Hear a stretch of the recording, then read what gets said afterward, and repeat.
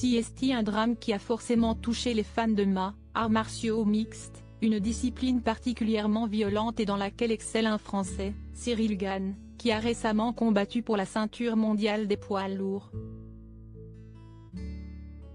Devenu particulièrement populaire, le MMA attire de plus en plus de monde et les athlètes deviennent de véritables stars.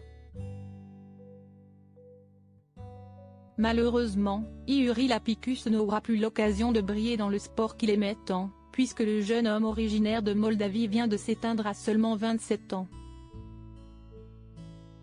Destiné à une grande carrière lorsqu'il était plus jeune, Yuri Lapicus avait fait le choix de partir vivre en Italie pour poursuivre son rêve. Installé depuis plusieurs années de l'autre côté des Alpes, il a été victime d'un terrible accident de la route la semaine dernière. Le combattant se trouvait alors sur une moto lorsqu'il a percuté une voiture dans la soirée du vendredi 17 mars, alors qu'il était sur une route située dans le nord-ouest de Milan.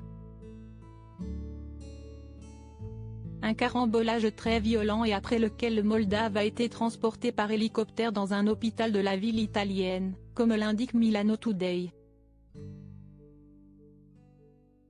L'équipe du championnat One a le cœur brisé par le décès tragique d'Yuri Lapicus placé dans le coma à son arrivée aux urgences. Yuri Lapicus n'a malheureusement pas survécu à ses blessures et après plusieurs jours en observation, il s'est éteint le 20 mars dernier. CST, la ligue d'arts martiaux mixtes pour laquelle il combattait, qui a annoncé la terrible nouvelle. L'équipe du championnat One a le cœur brisé par le décès tragique d'Yuri Lapicus. Nos pensées et nos prières vont à ses proches en ces moments difficiles.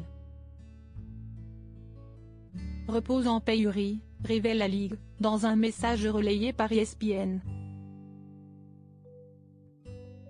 Une annonce qui a forcément ému de nombreux combattants qui ont pu croiser la route du jeune homme originaire de Moldavie, à l'image de Giorgio Petrosyan, un combattant spécialisé dans la boxe thaïlandaise. Je veux me souvenir de toi comme ça. Repose en paix, écrit-il en partageant plusieurs photos du défunt.